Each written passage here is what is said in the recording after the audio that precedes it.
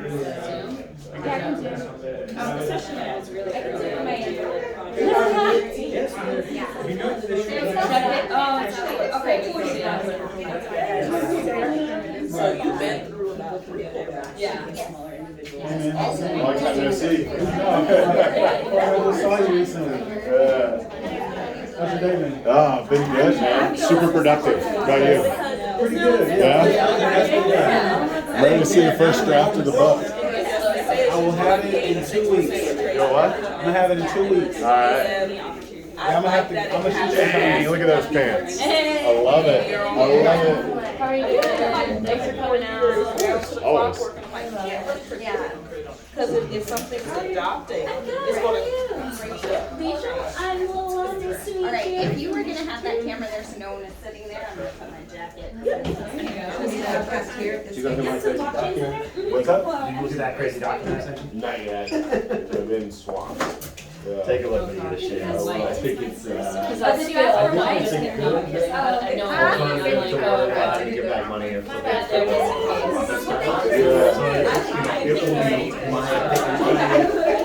I will finish this money on LinkedIn.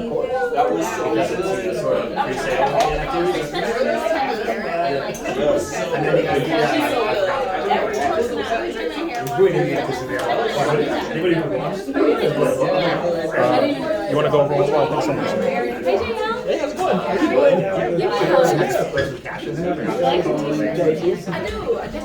School?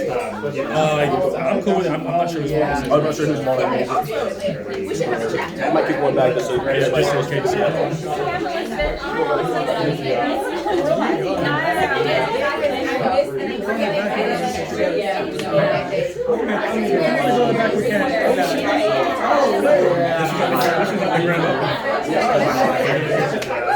Corporation ass, I can say some accounting for over 2 years.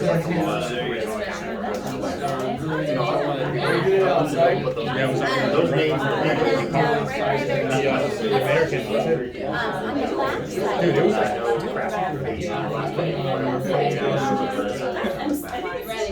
Integrating Web2. Hey everybody. Good evening. Good evening. So it's lighter than usual. It's a surprise, but probably not because of. I'm sure you guys have been following the saga, right? It's akin to what Days of Our Lives. It's actually worse. It's the soap opera of the 90s. Exactly. But thank you for coming out to the Blockchain Center. Just a real quick intro. So the Blockchain Center's mission really is to help elevate Atlanta as a blockchain innovation hub. You know, we realize that the city metro area has so many amazing things about it, yet blockchain education, awareness, and incubation wasn't prioritized, at least not to the degree that we thought it should have been. So that's why we opened the center. So we're an incubator. We're incubating 3 projects now. We're looking at the next 3 to 4.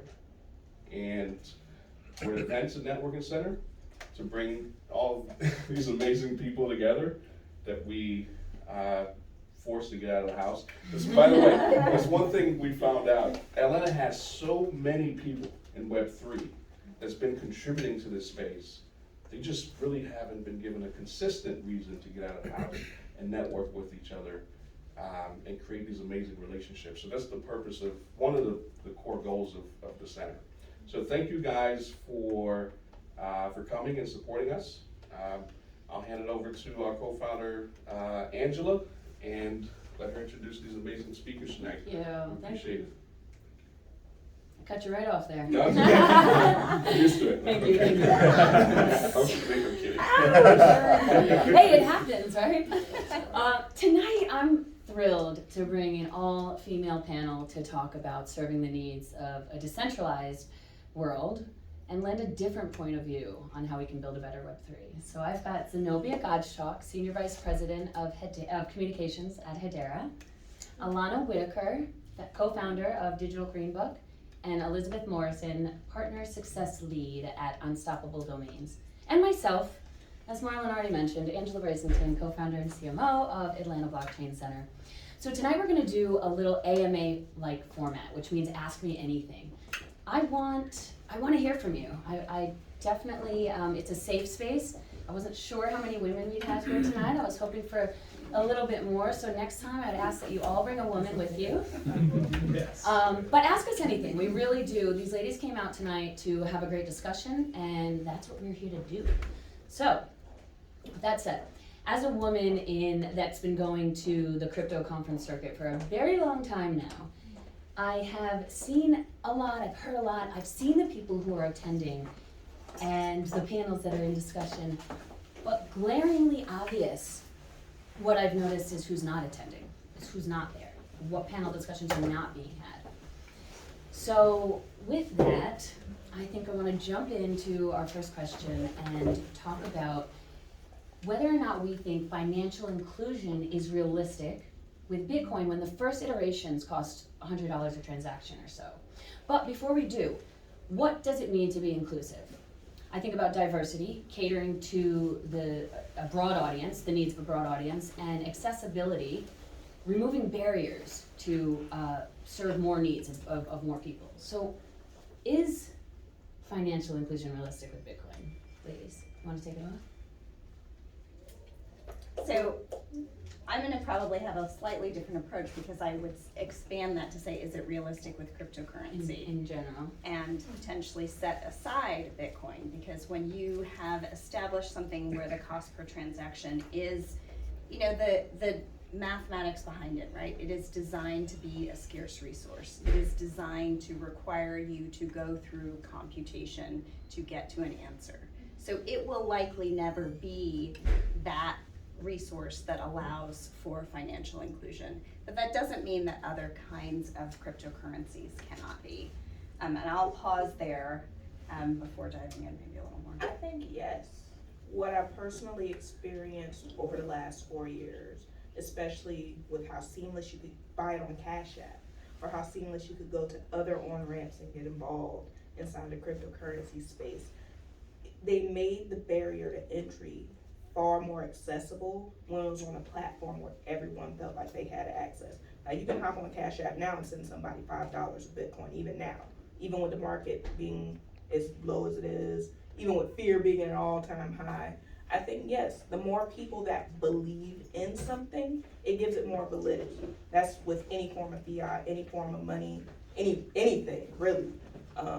So now I feel like since enough people do believe in crypto, it is possible. The only thing we have to do is sort of demystify the fear around safety and security, and then more people will be willing to come in, and then you can send somebody 25 cents or a few sats, or, you know, it'll make it more accessible. Yeah, and on top of that too, it's also understanding like you don't have to buy an entire Bitcoin. You can buy a little bit. So if you only have $100 or $50 or $25, whatever it may be, through different exchanges, you can purchase just the amount that you can. And I think around that too, there could just be more education, which I'm sure we'll talk about that later on in the panel, but just understanding like what options are there and understanding you don't have to have, what's it at now? I know it's gone down a lot, like 15K or something, but like you don't have to have $15,000 right now to go dump into Bitcoin or any type of crypto.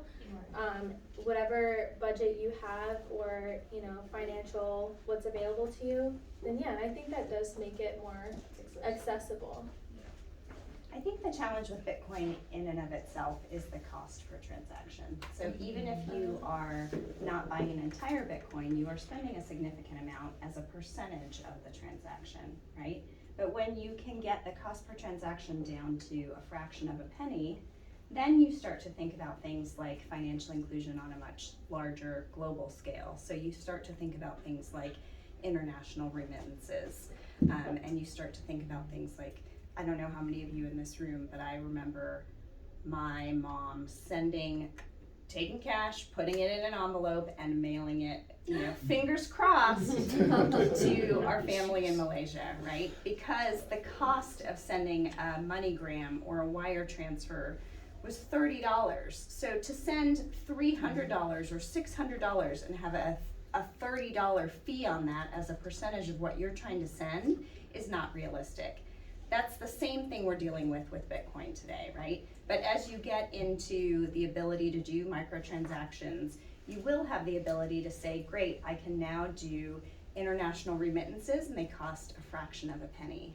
And for I think it's a $700 billion market, typically the outflows are from, first world to third world countries, but that kind of financial inclusion is very different, right? And those things open up a much broader aperture. I did have a conversation with our CFO the other day where she was talking about, okay, that's great. That's sort of financial instruments and that's use within the financial system. Financial inclusion also means, to your point, education. It means jobs. It means all those other things. So, in all those ways, I think different cryptocurrencies will have an impact. And we don't know all the ways that they will be able to do that yet. That's a really great point, though, and I'm glad you brought it up. Now that we broke the ice, I want to give you each a chance to introduce yourselves. I gave your titles, but give a little background on who you are and what you do. And Oh, we're all eliminating it. Okay. and Elizabeth, you're starting. Cool. Hi, so yeah, I'm Elizabeth Morrison. I'm a partner success lead at Unstoppable Domains. So if you're not familiar with Unstoppable, we provide digital identity platforms and Web3 domains. So it makes it really easy for people to send and receive crypto, log into different decentralized applications, and truly create a digital identity around yourself with the domains. So mine, for example, is lizlaughlove.nft. So that is what I represent on Twitter. It's connected to my wallet. People have sent me NFTs that way, so it's really cool. I specifically work with exchanges, wallets, and our enterprise partners to form partnerships and make sure that integrations go live and they have an amazing experience with us. Additionally, I'm the co-host of Girls Night in Web3. It's a Twitter Spaces every Thursday night. Not tonight, moved it to last night. Yeah, it would be starting in like 2 hours at 8 p.m. or I guess an hour and a half. But yeah, so if you're on Twitter, definitely check out Girls Night in Web3. It's an open floor type of conversation for men and women, anyone to just come in and meet and make connections. It's the whole point. I entered the space in December. Got my first NFT in December, so I'm pretty new. Not like a bunch of you OGs who've been here for a long time. And I started working professionally in Web3 in May. So that's when I started with Unstoppable. Went from Web 2 corporate background and background screening tech, that was my background in background screening. And definitely not as innovative or sexy or emerging, so wanted to make the switch, and I fell down the rabbit hole after my first NFT, and here we are.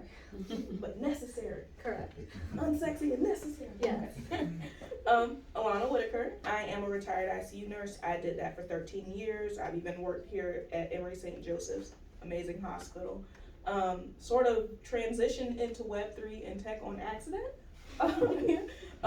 During the latter part of my nursing career, I really got into cryptocurrency and it allowed me to retire when I was 32. So that was a blessing. I take care of my father full time, so that is my passion.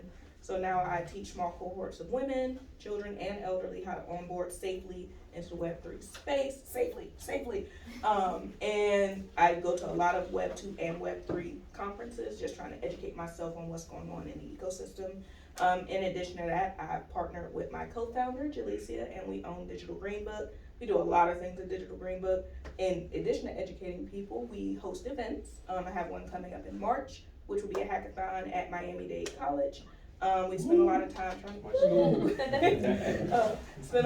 trying to onboard people into the space who have no knowledge of it or they're fearful of it, and just getting them in front of some of the new tech inside of space.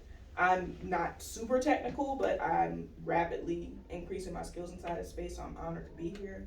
I own some Unstoppable Domains. Love to hear it. Also some ENS domains as well. Same. Non-partnership. And I love Hedera as well. There's so many dope blockchains out here that really want you to innovate on them, so definitely tap into that. But yeah, that's me in a nutshell. Looking to grow inside of this space and excited to connect with you. Zenobia Godstock. I run communications for Hedera. My background is in cybersecurity, and I got pulled into this space in 2015, which makes me 700 years old. But Hedera is a layer 1 platform. HBAR is the related cryptocurrency. I run all of communications. At first, it was sort of telling the story of the platform. What are the differentiators, the security, the speed, the greenness? As we have grown and as applications have started to build on the platform, my role has shifted to telling the stories of the use cases that are being built on top of that platform, which is really, really my favorite, because there's so many amazing things that are being built. There are so many things that are new Web3 applications, but there are also so many ways where our lives are going to be impacted by Web3 in ways that we haven't even been thinking about it yet. So, when we first started the web and we were trying to, order dog food on the web, that was great. We probably didn't think that we would take out our phones today and order a cab, right? Like, that's not the sexy industry you thought that Web 2 would totally change. But here we are calling our Ubers and our Lyfts and all of that. So I think watching that evolution and seeing how our day-to-day lives are going to change despite the noise. I went through this with I guess it was Web 1, in the .com boom and bust. Today, this week, has felt very much like that. The good news is, as you all know, the punchline is that the web was here to stay, right? So despite that, despite people going through all these machinations and all this angst and people doing strange and crazy things that they shouldn't have been doing, the web continued to grow exponentially. And I think, very confidently can say that we will see the same thing from Web 3. Hell yes. Yeah. Well, on that, so how is this technology benefiting all different types of people? And to benefit from a technology, we have to understand it, right? We have to be able to interact with it. So what kind of platforms out there are catering to women and other minority groups, and how are they doing so? DAOs, if you're not familiar with what a DAO is, decentralized autonomous organization. Literally, that's just people coming together and making decisions together. I'm a part of a few different DAOs and a few different groups that are really passionate about the Web3 space. Just having that inclusivity and that access to like-minded people already makes you feel less insane already. But a few of the DAOs I've traveled with have allowed me to go to conventions in different countries. Even like I just went to NearCon in Portugal, and I went to ETHCon in Colombia, and both of those are great, funded by the DAOs. When you're able to come together, they're able to request funds from these different foundations that are looking for people to innovate on their blockchain. So it gives people access to information, access to scholarships, access to travel grants, just to have them learn about this tech and upskill in it. So I say joining a DAO is probably one of the best things you can do. Look for legitimate ones that are active inside a space. They have a reputable social media. I'm part of a group called Black Web3. We're very invested in getting Black people inside of Web3 space and connecting them to jobs. There's also Her DAO, which is a phenomenal DAO. They probably have people on every single continent out here and connecting them with upskilling resources. Blue DAO is another DAO that's really active inside of this space. So there's a lot of different communities that are out here. And you can make your own communications. Discord, as you know, has Web3 integrations built into it. And I love Brave Browser. A lot of us use Brave Browser. You love Brave? You love Brave? That's a requirement for telling you. You gotta use Brave. Any of these Web3 wallets that integrate with Brave, I'm a fan of. I know Exodus just came out with their Web3 wallet, so I'm really fond of Exodus's. And I also really like MetaMask is a favorite as well. So when it comes to tech, platforms that are allowing us to do a lot of things, it would be Brave just for browsing safely and integrating our wallets. Discord allows for private communication. But really it's the communities that come together to make these things happen. Yeah, so I might disagree with your statement a little bit in that I think when we get to maturity, we won't have to know what the underlying technology is. That will be when we have hit that point of aha.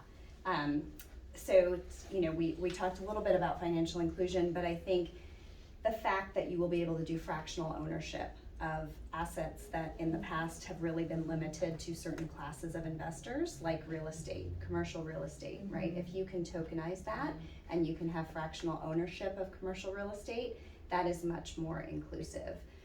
If you can think about things like your records, right? The fact that today when you go to buy a house, you have to pay somebody hundreds of dollars to go do a title search.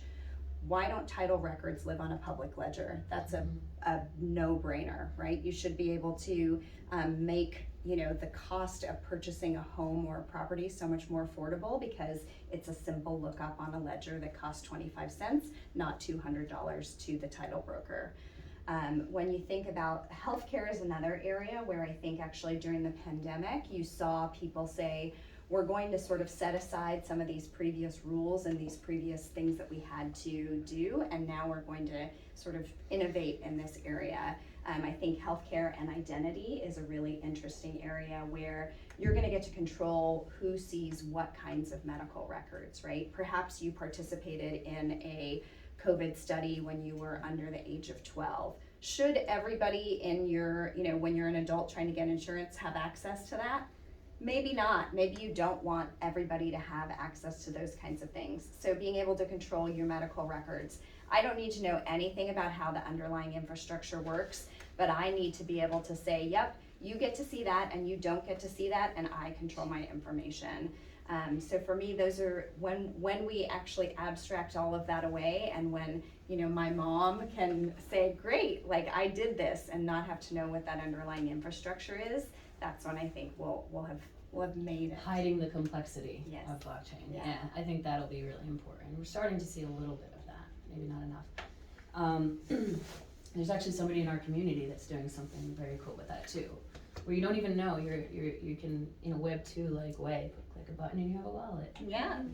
That you've agreed to. So what kinds of things might you build if you were building from somebody else's perspective? And when I say that, it's as an entrepreneur, I know when we have an idea, it's like, hurry up, let's go, we want to build, I want to go. But it's very important to think about potential users that we didn't plan for in our product or service, but potential. And what might they experience? We won't know that if we don't take that exercise. So what might they experience? And we might be able to uncover gaps in the market, in your product or service. Maybe it leads to something good. Maybe it expands your user base or even your revenue. So what might we build though, if we were just thinking from somebody else's perspective outside of our own? Oh my God, I have 10 million ideas. I'm gonna let you go first. I have 10 million ideas. That's a loaded question. Heck yeah. IP. I'm not gonna start. Oh my I God. need When, to think about that. like my father's handy-capable, not handicapped, handy-capable. So I always think about ADA accessibility. Oh my goodness, if I could like develop an app and he could get paid to be like an influencer to like rate the ADA accessibility of different buildings, because things are really not ADA compliant. Oh my God, that would be awesome. And that would incentivize him because he just likes getting money.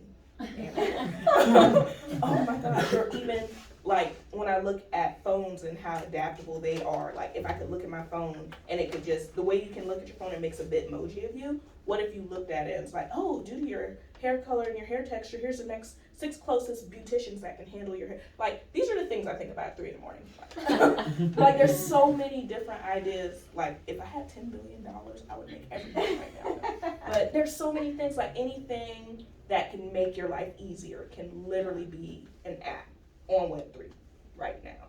Because we already have like Google APIs. Like, if you can integrate Google Maps, you can find any business or service that does the thing you want. You just have to put the code in on the back end, and it exists. Oh my Yeah. Yeah. Oh my gosh. No, I mean, I think about the experience today, right? And it's painful still, right? You're like, okay, well, so I'm gonna go try out this new technology and I'm gonna try to bridge some of my assets. And it's like, I get stuck, right? And I do this all the time. Like, how are you gonna ask anybody who does not care about this to go and do this? So things like, you know, how many of you carry cash to tip people anymore? Sometimes. Yeah, I was like, I'm so sorry, I don't have any cash, right? Yeah. Yeah. Appreciative, so I can. So you're like, can I get your Venmo and now I have to know something about you and I have to be connected to you forever? Yeah, no. That's not great either, right? Can I tap, can I somehow make that connection, give you a tip in cryptocurrency and be on my way, and I have to know nothing about you and you have to know nothing about me, right? I don't want you to know my name, I don't want you to know my phone number, I just want to tip you. You know, or vice versa, right? That's one thing that every time I go out and I have no cash, I'm like, why haven't we done this yet? Okay, I guess after thinking, two things. So yeah, building on top of the identity portion that you mentioned in the last question, and you just mentioned too. I think that, well, Unstoppable is working on like expanding verification offers, like based on your domain, so you can actually add like a lot of different personal information and permits an app to access it, but not actually keep it and profit off of it, but just make sure like you can do what you need to do without sending your personal information, and they can access what they need about you to make sure you're a real human. So I think that would be really cool just to expand that, because in my last job before entering this space, I was in boardrooms with executives from massive companies that we all probably use like weekly, if not monthly, depending on what we're doing. And I've heard them saying like, we need efficient data fast, or we need to move things fast. Like maybe it's, you know, different things to hire or education or where you lived or different things, just to make things really fast. Maybe it's because I work in digital identity and I've been around this for a long time. I'm thinking about that, but like I would love to invest money to make that also happen. And then personally, community is very important to me. So being able to connect with people and to make it a very enjoyable and lovely experience for everyone, I would love to throw a bunch of money into developing a community app, because Discord doesn't really always hit, you know, a lot of people. Technical. Yeah, and a lot of people don't like it. It can be complicated. There can be risks there. So some type of community platform to better connect with people, maybe even serve content creators too, because I think content creation is huge, because if you really think about it, in order to mass, like, or not even in mass, but like onboard people here and make people feel comfortable, is providing education and content that they can relate to and feel a part of. So providing a platform that allows podcasters to easily upload episodes and maybe record or have guests, Yes, or please. have like, oh, but you want to do Twitter Spaces format, there's a way for you to like pop in and do like, oh, impromptu spaces, like come hang out tonight, we got a special guest, you know, like different things, maybe social networking too, but more like community driven, or like if you have a project, like building out a community space there. So I know there are things out there being built, you know, but I would want to also try to build my own if I had the funding. There you go. Yeah. That was one of the things we actually saw at DevCon. They were testing out a lot of different like identity-less protocols, sort of like temporarily let you access something, say this is who I am, and then you can take it all back, just to make sure like I don't leave any cookies behind, or you know. Right. But if that could be done in a seamless way, I think that's the main thing that's missing for a lot of corporations. Like if we could instantly verify that someone was a legit person immediately. Right, within minutes or Within seconds. minutes. Oh my Yeah. God, that'd be perfect. Great. So we have a lot of things to work on, is what I'm hearing. Yeah. Welcome, Lots of things to welcome. work on.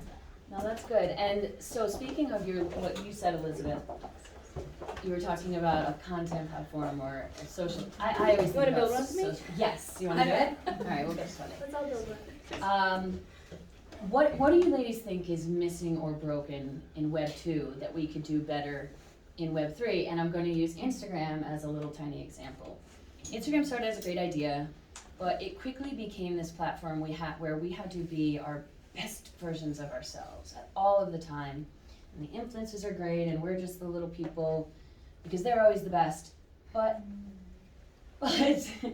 I'm sorry, I lost my train of thought. But so we always had to be our best versions of ourselves, and I think that caused a major divide, a divide that caused mental health issues and self-esteem issues that probably could have been avoided if we maybe did things a little bit differently, or maybe thought a little bit harder about how this would play out.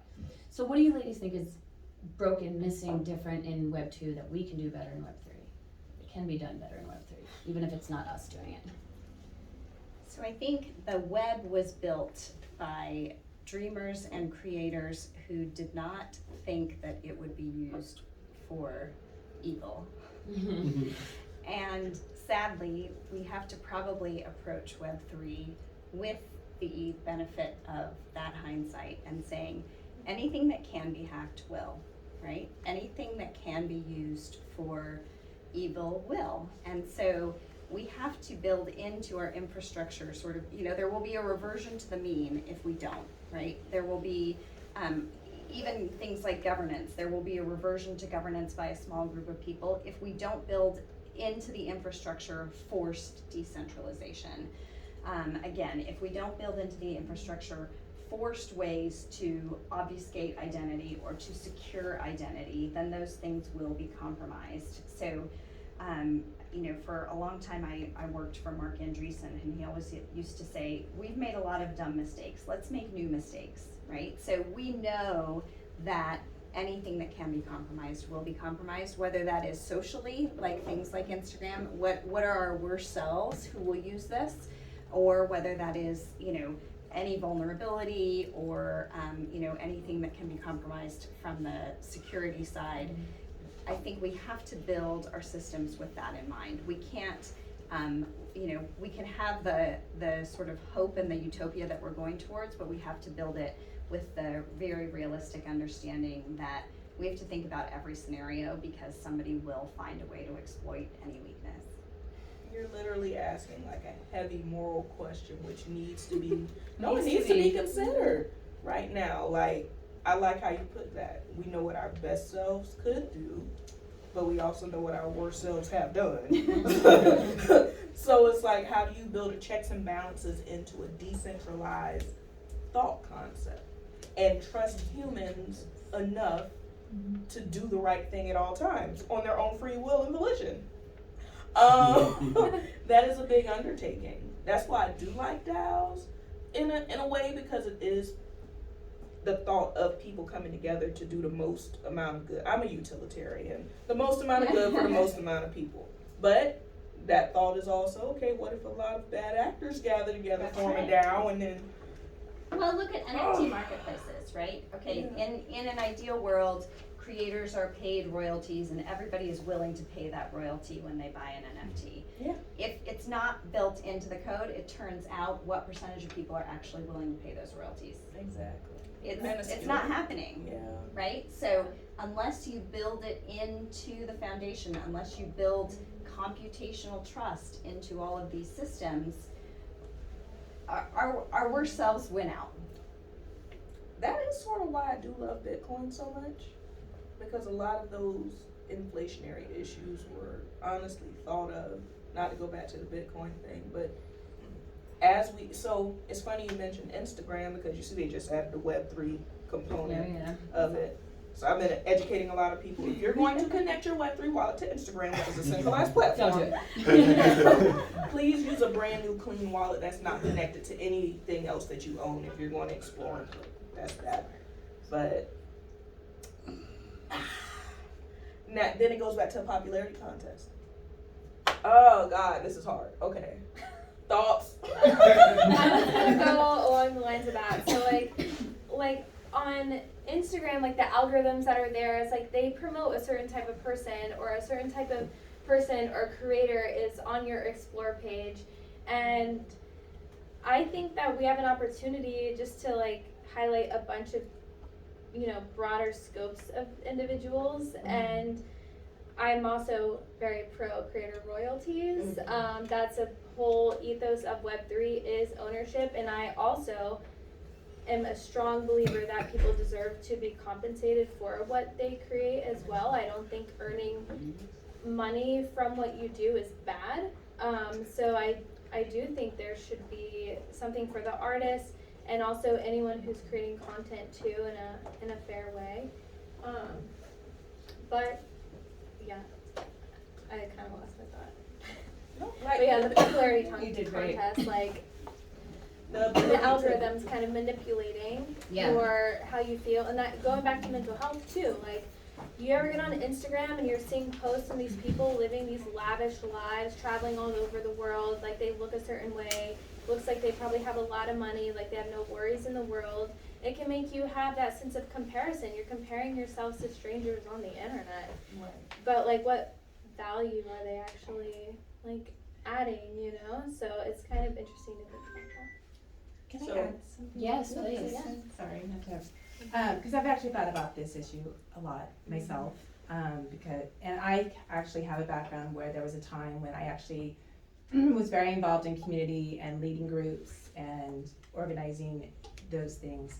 And one of the things I really learned from that, actually, because I would experiment, right? Like giving the group a lot of autonomy, and it was very much around consensus and all these things in real community, not online, with real people.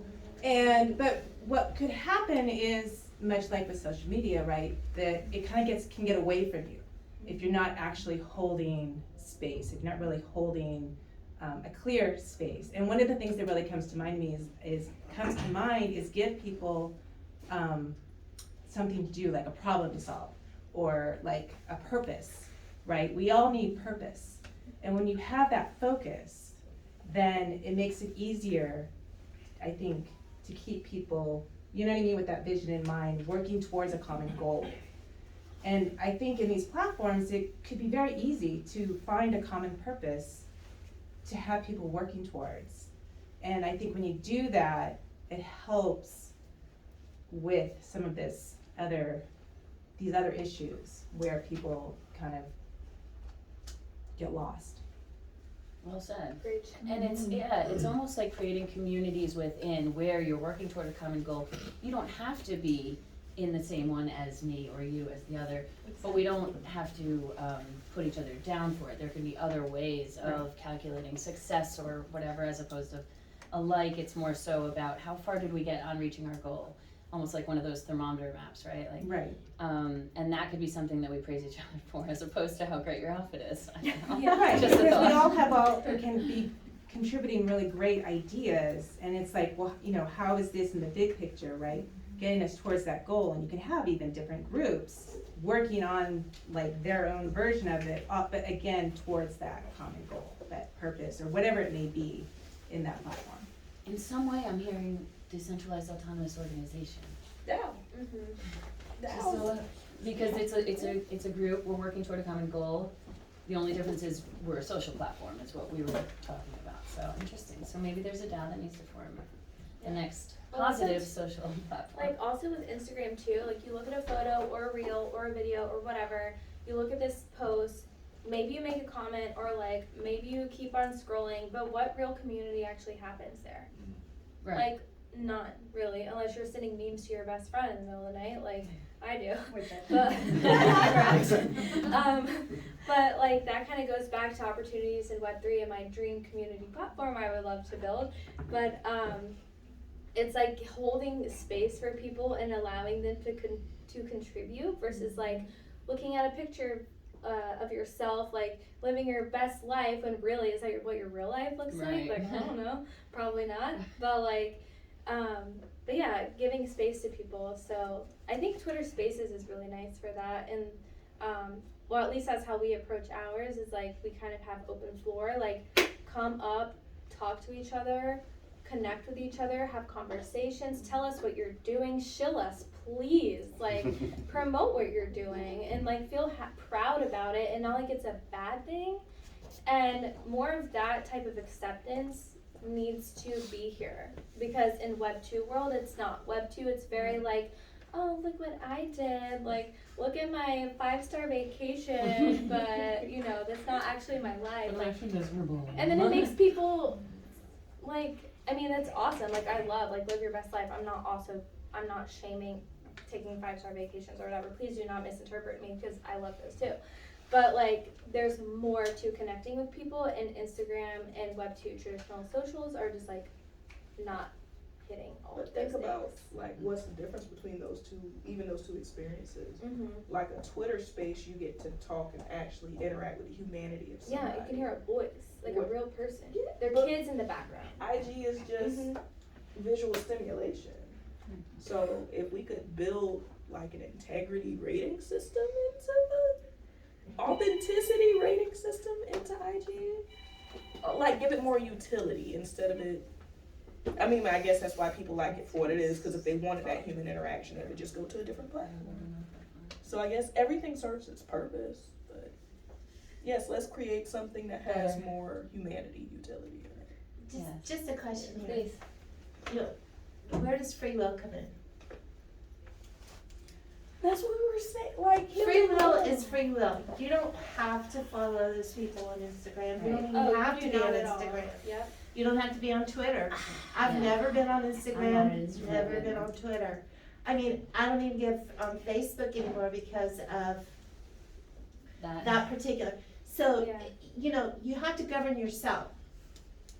This is You can't regulate behavior. So you have to Oh, think for about, sure.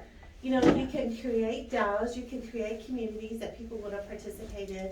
You can set out parameters in those. But it's for you to be able to work with people that you want to work with. It's not for us to decide how everyone else should live. I almost think we have a moral imperative though, That's where I was because gonna go with that. Imperative for what? For other people to live the way that you want them to live? That's what I'm talking about with the free will.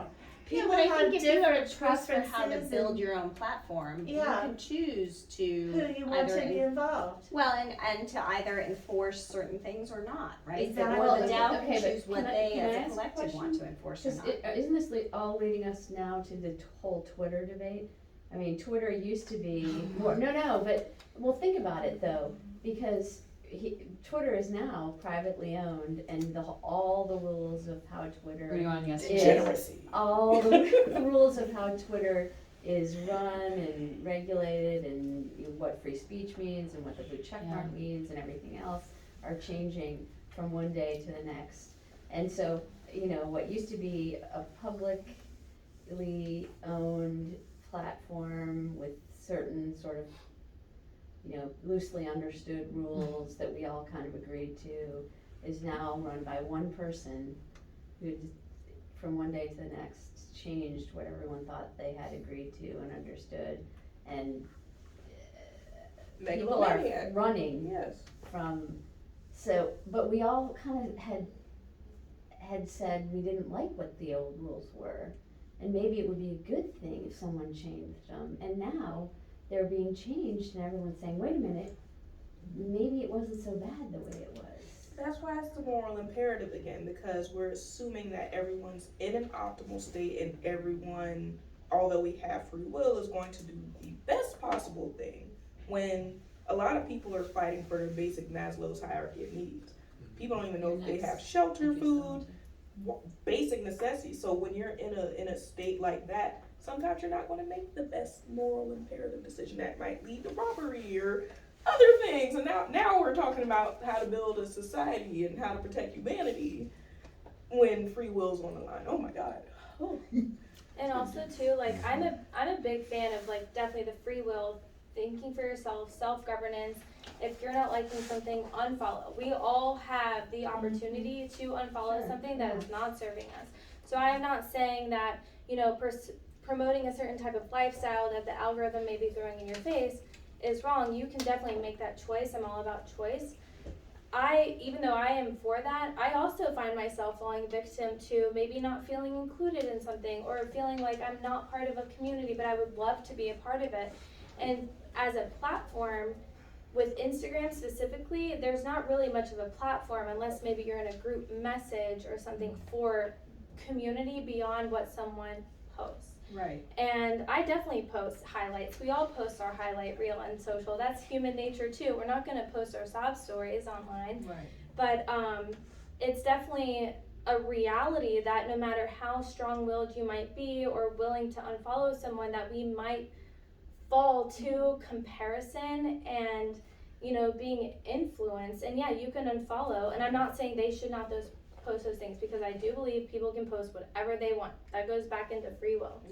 What about marketing though? Cause Yeah, if you're that's a marketing, whole other rabbit hole. if you're marketing very well, we all know the McDonald's jingle. We all know, like, if something's marketed well, it doesn't matter if it's something you like or not. You're aware of it, and it's in your subconscious. So now we're even getting to marketing in Web3, which that's why I love Brave Browser. You can choose whether or not you're marketed to. Yeah. So you can protect your psyche a little bit better. They actually have to pay you to market to you, which is why I love that. Or even browsing inside of my MetaMask wallet. That filters are allowed that too. But it's like, okay, what question are we really asking here? If we're talking about including equity into the future of the internet and building in rules in which everyone who participates, there's enough safeguards in place where we're protecting our subconscious and promoting the best possible versions of ourselves, but authenticity at the same time. That's a huge undertaking.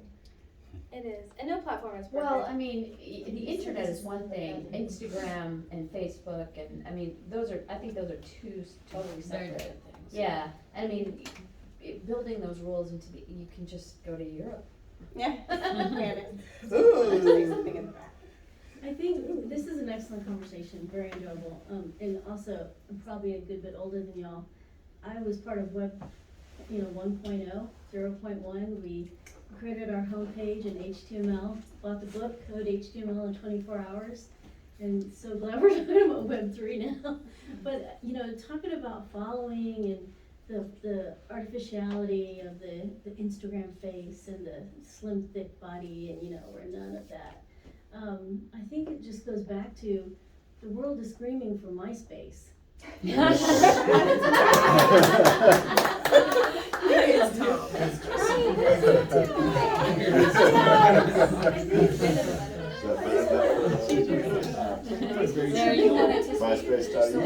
I think a good thing to remember is with all this technology, at the end of the day, it's a tool. It's not who we are. It's a tool. And how are we using that tool? So there's a lot of opportunity there, right? And there's a lot of lessons to be learned from the last, 30, 40, 50 years. Years. Yeah. So I mean, I just wanted to name that because I think this conversation was popping, so. The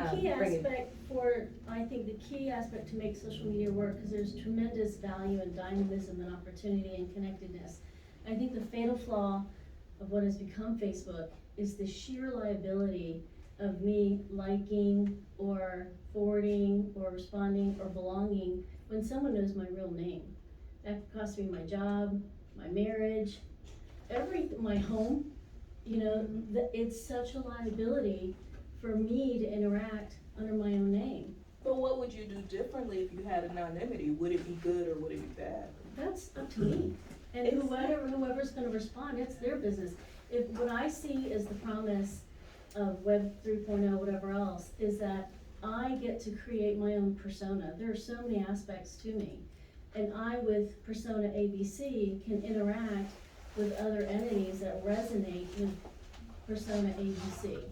It's not a liability for me to enter into certain conversations of personally held beliefs where I find resonance with people.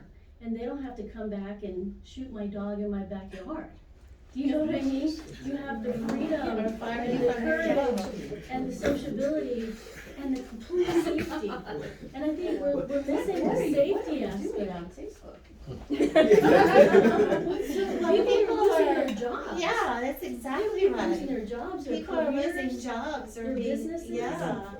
I mean, it's a I very guess the real question threat. goes back to why they're losing their job. Yeah, why are they losing their Is jobs? it Because you have a different opinion from someone else. Yes. Well, see, now that's illegal. But Yeah, that's what happens. It's illegal to have a different opinion? No, it's illegal to be fired because But of that happens, Facebook. that Unless happens it all acts the outside of time. that business's code of conduct. Yeah. What if you say something that's harmful or disparaging to another community and that's... Larry, you've been waiting for a long And time. it won't be harmful and disparaging, it just may be different. That's free Yes. speech. Now it's But back But to... free speech doesn't apply to employment law.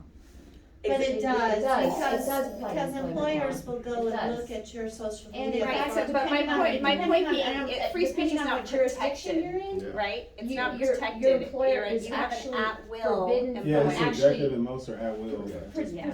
But depending on what jurisdiction you're in, your employer is actually forbidden from actively going into Facebook to search about you prior to Right, but if it's employment brought to or their attention, you likely have an at-will employment, right? Right. So they can say, somebody flagged this to me, that goes against our code of conduct, free speech doesn't apply here. Yes. Can confirm, working in background screening, there are social media screening tools that follow that. I have seen it and witnessed it. I was gonna say, you worked in firsthand. that I for- worked in this, yeah, it's true. I bet, yeah. Especially And there's as a at will. nurse. I guess, Yeah. you're, Yeah. what would go, I mean, someone like, I mean, you can't, well. Imagine, what if I say, that I don't, there's a lot of sensitive subjects out there, as we can all imagine. Yes, I understand, And I'm not gonna employers give are them- limited in what they can do in terms of. But if I'm wearing of using- someone's uniform, say like when I worked at Emory University Right. as an ICU nurse, and I say something that is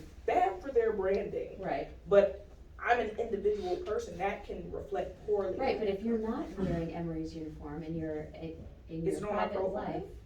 It doesn't say I work. If it's on a public profile, it can be used in employment. I represent, like, Yeah. for, if I'm your husband, I'm not. If I'm your husband and I act poorly out in public, I'm still a representative. So you would want me to be in my best character because I'm an extension of you. You know what I mean? There's training at companies for this. I mean, Yeah. every tech company I've been a part of, they tell you, you are an extension of the company. If you are going to be representing on social media, like, be careful what you say. We don't want extreme stuff on social media. So, yeah, you sign codes of conduct when you join a company. They're part of their employee handbook. So, Handbooks. yeah, they can regulate to an extent. They're not gonna, keep you off of these things. But, yeah. But that goes back to the future of Web.3. How do you build a better world with all the knowledge and experience of our current experiences? If it's dangerous to like something on Facebook, you could lose your job, your marriage, your home. Those are just big ones, your children's play dates, whatever, the opportunity to patronize a store. So many, the range is so great. So how do you allow for, a free exchange of ideas, information, commerce safely? Forget the shoulds of now, forget the laws of now. How do you build a better world in Web 3.0 from the utopia of 1.0, which was great, the reality of 2.0, Web 2.0? How do you take your lessons here and apply them to Web 3.0? A key aspect is, how do you create and own your own persona for your safety and your freedom, and for others, so that you can enter into these DAOs of mutual interests, and again, commerce. You can live in these communities privately, and I think it goes back to, how do we do it? Well, look back to the past, what worked before. MySpace. All right, so Facebook doesn't work in that it's exploitative, potentially. I mean, again, it isn't like HR is going, no, what's happening is, you have a bitchy teammate on your team who happens to be a Facebook friend, you didn't know, this was how many years ago, she doesn't like something, the bad press happens, and then there you go, you're out of a job and you don't know why. And there's no legal remedy to that, that's just life.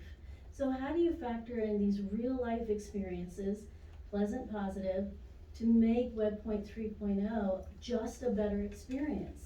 You have to solve for those problems, and they're real problems. There's a question. Larry, yeah, we've had a question for a minute now. Excellent conversation. Thank you all for taking time to speak to us. A couple of things, right? The lady made a comment in the back about, I think, freedom, free will, or something like that. And while in theory, what I believe she said is true, a lot of what we don't factor in is the systems that are in place to pretty much skew and alter and influence our thoughts, which then influences our actions and our behaviors and things like that. So when you factor that in, it's kind of a tricky subject, because is a lot of your free will really your will? Right. Or How much of that is being influenced and manipulated? And then also, to your point, right, I think you made a really good point about when we're able to walk in a room and flip the lights without having to see all the wires and know that this conductor went over here and this goes over here to turn the light on, and you know, all the drive, once we're able to get to that point, then I think that'll help like bring a lot of people on board. And I think to the lady's point, Web3 is providing a way for us to kind of be able to like silo your character or silo your personality to where you can have these different functions that are separate and you know, silo to where it's like my identity isn't tied to my Google. I don't have to use Facebook to log into my Google account, and all of these things are tied together so that you're able to conduct yourself more freely and do what you want without risk of ramifications that a lot of times like might not be fair, but it's just the casualties of kind of like how we're functioning. And then my last comment, and I have a couple questions later on, but my last comment is that it feels like there's a shift happening in like our values, right? And what we value. And it seems like Web3 is allowing for that equitable ownership piece to where it's like, okay, so what if you like what you like on Facebook, or you like what you like on Instagram, or you like, you know, whatever the sending memes at night, like whatever the case may be, however you want to live your life. I think the Web3 piece is how am I able to be equitably compensated for the value that I'm bringing to whatever this platform is. You know what I mean? Because the reality is, whenever I'm on Instagram, I'm paying Facebook, I'm paying Meta. You know, that's why Brave is so cool, because you get compensated for your attention. You know, Google, Facebook, these companies, these are multi-billion-dollar companies that allow you to use their protocols and platforms for free. So there has to be some type of revenue that they're getting, and it's your data, it's your attention. Like, you know what I mean? And so I think the Web3 piece is really interesting, because even with the healthcare identity, like it gives you the opportunity to have equitable ownership of not only your own personal data and property, but like the fruits of your labor. Like, I'm working for Instagram. We all work for Instagram. We all work for Facebook. Like, we work for Google. So that's really what I'm excited about, you know, the equitable ownership piece that I think will be able to be involved, to where whatever you're doing, at least you're able to get paid, or you're able to receive some type of compensation or some type of fair exchange. So You made a lot of phenomenal Really points. great points. I think the only thing I'm grappling with in all of this, because I am a bit of an optimist, right? So I want to assume that people are going to do the best thing possible when they converge. But the fact that we even have a legal system in this real life that we're living in right now implies that we know that people at times will act outside of the bounds of what they can do with their free will. And yes, free will is an amazing thing. I love Web3 because it can give you the freedom and the lack of constraints that comes with identity. When you can get rid of that KYC component and you can just go in there and you can be a ferret if you want to. But when you're given free will the decisions that you make as an individual negatively impact someone else? I think that's the true essence of what we're really getting to. And that's my only thing. It's But like, you have to define that. However, due to the That's time, not- we're not gonna carry this Sorry. convo any Sorry. longer. You know, you have to define that, We're- yeah. That's a huge topic, and honestly, I feel like we could spend a whole entire day on it, but it's so much more. It's not just really Web3. And I would like to say a little bit on that, because we have about 2 minutes left. what? And Oh, no, we can definitely keep going, but I wanted to know what we're doing, or what you ladies think is being done to bring new, diverse talent to the space. Are we breaking down the barriers? Are we educating our youth? What are the things that we're doing to encourage and incentivize new talent? So I will say, I think it is incredible how comfortable the young talent that I work with every day is just speaking up and being very confident in their beliefs, whether or not they have any experience behind that. And I think that is, it's scary, but it's also, it's good, right? It makes you question certain things. It opens up, I think, a line of communication that hasn't been there before, right? organizations used to be very top down, and this is how we're gonna do things, and right or wrong, that's how we're gonna do things. The ability to be distributed and for somebody on Slack to post a question and for everybody to have to think about it and to consider it and to debate it and to honestly have those ideas be valued as much as the CEO's ideas are valued. That is a shift in this space that I think is going to drive innovation in this space faster than it's happening probably in any other area. I think the other thing that is, yes, we've got to do all the education, right? We've got to start it young. We've got to do all the things around safety. We've got to make sure that people understand what they're doing. But there is also this opportunity with identity to present yourself however you want to present yourself, right? And now we're getting into things like the metaverse. But if you think about, coming to a pitch competition, right? And saying, great, I'm gonna pitch to a room and I'm gonna pitch my idea, but I don't have to pitch as a minority woman. I'm gonna pitch as whatever my avatar, whatever my, my person is going to look like. And so I can abstract away all of the biases that people have coming into a pitch session or coming into those kinds of meetings, right? If you can go into all of those opportunities as sort of the default, right? Imagine a pitch competition where literally everybody is the same avatar and you're only judged based on the value and impressiveness of your presentation versus what investors come in with their preconceived notions.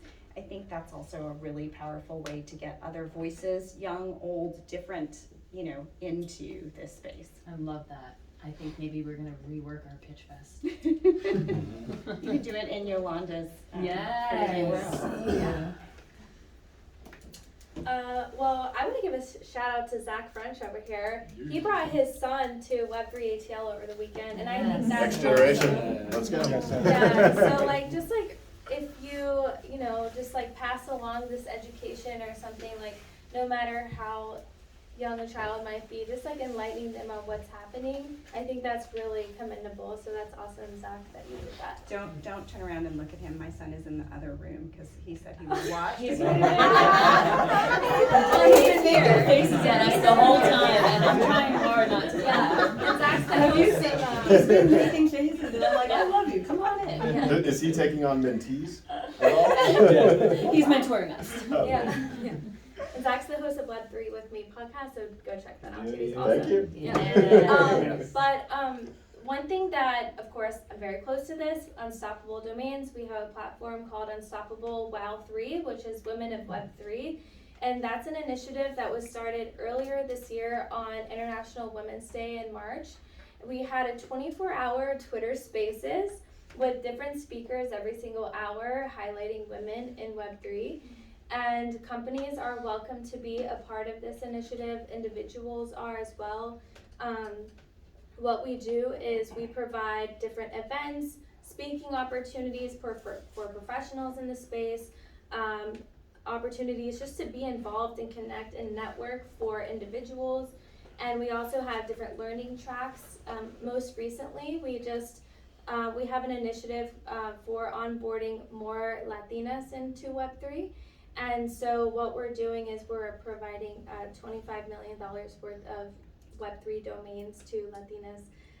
So we're hoping for 5 million of them to actually onboard into this space and have their Web3 identity.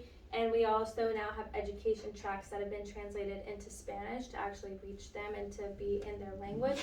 I think that's really important as well. So anyone who also WOW 3, Unstoppable WOW 3, it's not just for women either. We have events that men attend, men speak, men are involved. So don't get me wrong, it's not like an exclusionary thing, but it's an awesome thing that we're doing. And then Thursday nights, Girls Night in Web3, gotta plug that. That's just a cool thing that we're doing to highlight creators and people and builders and telling their stories, connecting with each other. So it's just really opportunities like that are very present in my experience, to just help, provide opportunities and awareness for people. We should definitely link. Let's do it. Yes. And as I mentioned at the start, I'm hosting a hackathon at Miami-Dade College in March with some of my co-founders. It's going to be amazing. Very intentfully working to upskill people who have no tech experience whatsoever, or they're in Web 2 right now and they're looking to transition into the Web 3 space. So exposing them to these different concepts and really getting into the neighborhoods and seeking out people who are actually adverse to the tech and showing them why it's fun or why it's relevant, or at minimum getting some of these businesses to say, hey, maybe I need a Web3 wallet. If you can't accept payment right now in crypto, then you're being left out of methods of payment. So let's at least get you on board with that. But definitely, that's what I'm looking to do. Connect as many people to the tech as possible. It's a big job. I love it. Hey, gotta start somewhere. Yeah. Because if I don't do it, who's gonna do it? A few of us, a few of you, a few of Zach and your podcast, like just getting the word out and educating. I want to keep going with this, but it's getting warm and we've kind of overdid our hour, and I want everybody to be able to network and come up and talk directly if you'd like. Are there any further questions? Not about morale right now? Yeah. I have to ask, so what are your thoughts about, if you can speak to this, and it's only because you're with Hadira, I didn't know this was Sure. happening. What are your thoughts about the ISO 222 standards with like the SWIFT payments and everything like that, and the cryptocurrencies that are kind of already poised to like be able to participate in that? How do you feel about those being like catalysts for helping people get onboarded? Because I know global remittance is a huge pain point, like you were talking about. International payments are a huge pain point. So how do you feel about those cryptocurrencies that kind of already meet that standard, and their role in kind of like onboarding people and getting people exposed to crypto moving forward? I think regulation and standards are, for most people, are very boring, but are going to be what we need as an industry to get us more mainstream, right? Those are frameworks that have been tried and proven out, and they work. And so the ability to say, yes, we're going to comply with those, or we're gonna, apply ourselves to those frameworks, or we're gonna comply with standards, we're gonna comply with regulations, all those kinds of things will help us, right? They're not easy to do. They require, additional levels of work. They require additional levels of integration.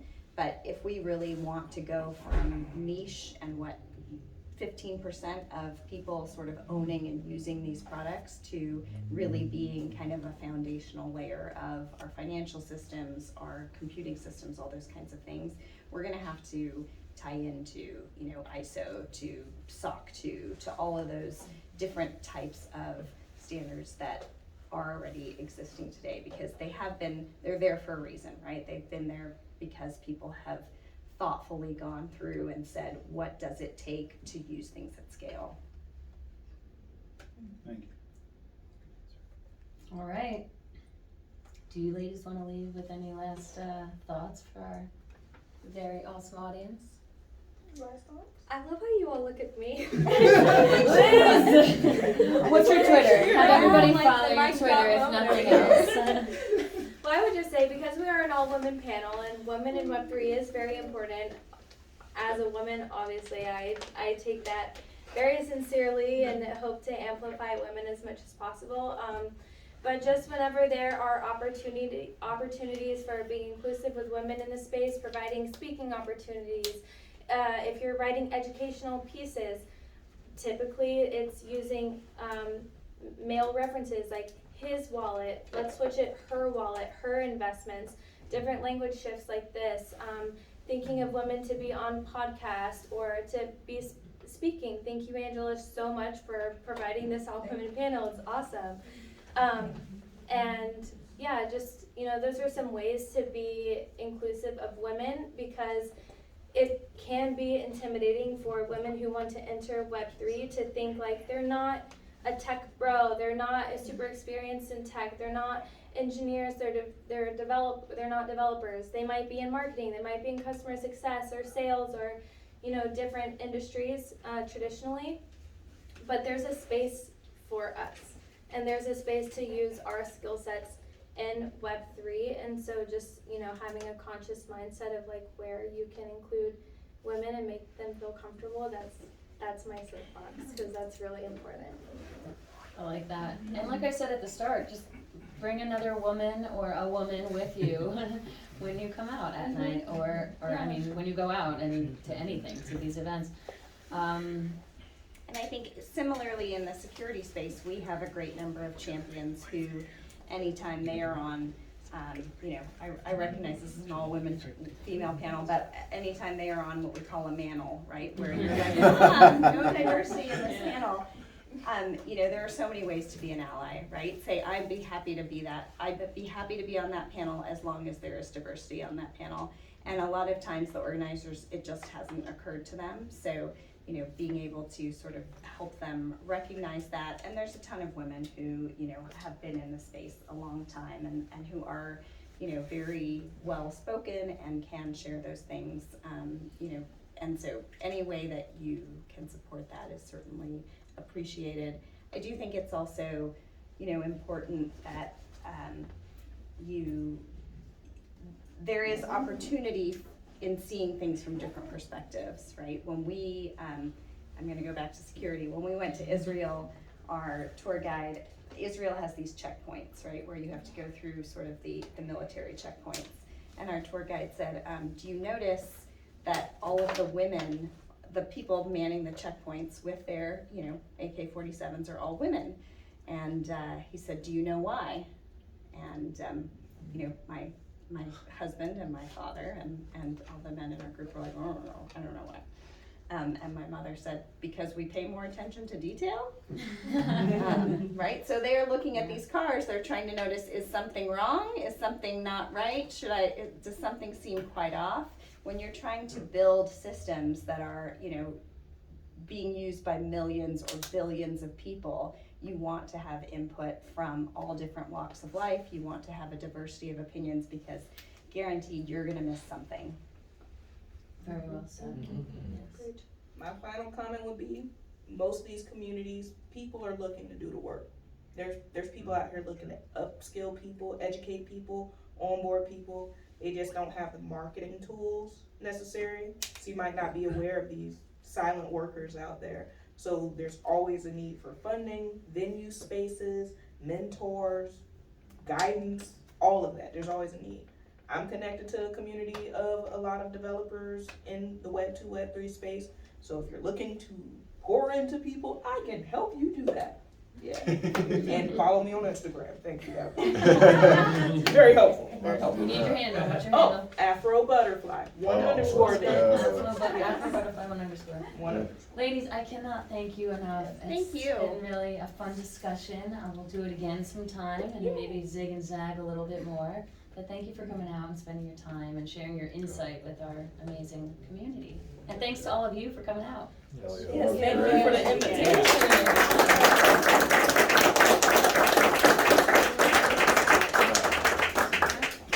Thank you guys for coming. Deep moral inquisition. Yeah, you're talking about your kid, like, this is it all. You got some, like, Bitcoin books, like, for kids. He just turned one last week. This is the golden book, Safdie, man. I love it. I love it, man. My kid's, his dad is covered. He's got my podcast sticker, but he's also got my, like, stickers for, like, my dead fella and, like, all my NFTs. And, like, yeah, because I got him through art, so he was like, Dad, cool. I'll tell you something that's really funny. I have a 1-year-old, 14-year-old, and on my computer it's like of course. And when I'm sitting on the couch working on my computer, she is like, I'm like, which ones do you like? And she like grabs like the dead fella or grabs it, you know, like she is entertained by this. And like call them what they are, different pictures of silly things, speculating on whatever, but like they're mesmerized by it. There's an aspect that they need to appreciate. There's like they need to understand that like expressing yourself